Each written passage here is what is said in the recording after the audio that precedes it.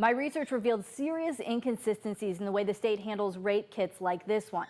A statewide audit has pointed to a net number of kits, nearly 2,600, but I found that number is off by thousands. What we have in here, Joyce Moss is a sexual assault nurse examiner. we'll use what's called a rolling technique. Her full-time job is to collect these kits and hand them over to police. We document any injuries we find. Last year was our busiest year. What can feel medical and sterile is far from it. These kits represent people, sexual assault victims like Eileen Potenza and her daughter Allie. It was violent, it was brutal, it was very demeaning. In 2013, 6 men broke into the Potenzas' home. For 2 hours, they terrorized the family. Allie was sexually assaulted by multiple men.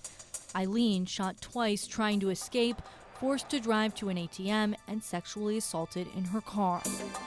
And then I remember waking up in a room full of people in my hospital room. When it was over, a nurse collected a rape kit. You want to say anything to the victims? Police quickly caught the suspects, and they were later convicted. We have a society that's shifted. We were kind of a high-profile case. There was a lot of news around this, and maybe that was not typical of the way it always happens. Our CBS4 Problem Solvers investigation found that to be true. Across Indiana, hundreds, if not thousands, of rape kits are being collected each year. But no one can tell you exactly how many. It's just kind of a mess. We have a statute. Lori Gray with the Indiana Coalition to End Sexual Assault says state laws have precious little to say about the kits and what to do with them. The statute that we have is inconsistent. We've not done this before. The state released its first ever audit of untested kits last year, but I discovered that audit is incomplete and inconsistent. About half of the kits had no clear reason they weren't tested, and almost a third, 31%, were listed as no crime or false report.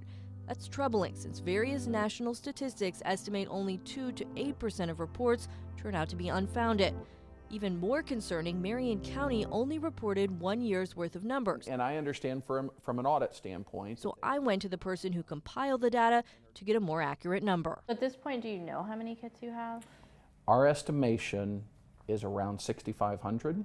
Commander Kevin Wethington with IMPD tells me it would be a monumental undertaking to figure out how many of those 6,500 are untested. We know we've had to expand our property room because we're growing in our size of number and quantity of these kits. And the problem goes even deeper. The Marion County Forensic Services Agency showed us how they examine each kit using these training materials. Their lab is responsible for all testing in Marion County, but numbers they provided to police show only a fraction are even opened.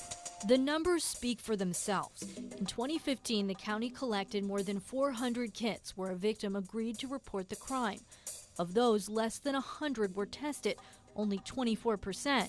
Over the past 20 years, that number has hardly changed. The highest it's ever been was still only 34%. I understand that looking from the outside, it does seem like that's a low number. Major Craig McCart heads up investigations for IMPD. He worked most of his career in sex crimes and defends the numbers, saying kits are only tested if detectives believe they'll help in investigation. He and Wethington both told me they'd welcome a more consistent approach statewide. If Crime Lab had unlimited resources and we had unlimited resources, then I mean, we'd love to test every kit just on the chance that, you know, that maybe that one time we might find something out. But I think that would be difficult to do at this time with what we have. I still don't know what was worse. It's not too difficult for the state's second largest county, though. Earlier this month, Lake County near Chicago announced it will start testing all of its kits unless a victim asks to stay anonymous. I would like to see the policies across the state be pretty much universal. State Senator Michael Kreider, who launched the original audit, is now working on a statewide tracking system.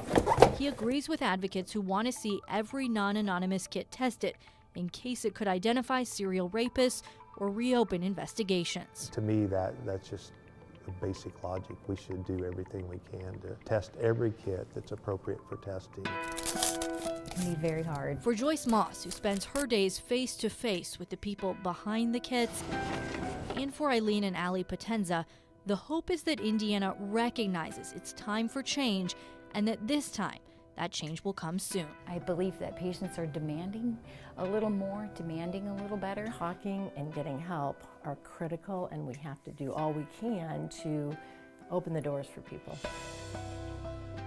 Well, Bob, right now there are more services than ever available to victims, but sometimes it can be hard to find them. Well, there is a state law, though, which says that counties have to establish these sexual assault response teams, correct? Yeah, and I looked into that. We found that despite that law being on the books for a decade, a lot of counties don't have them yet.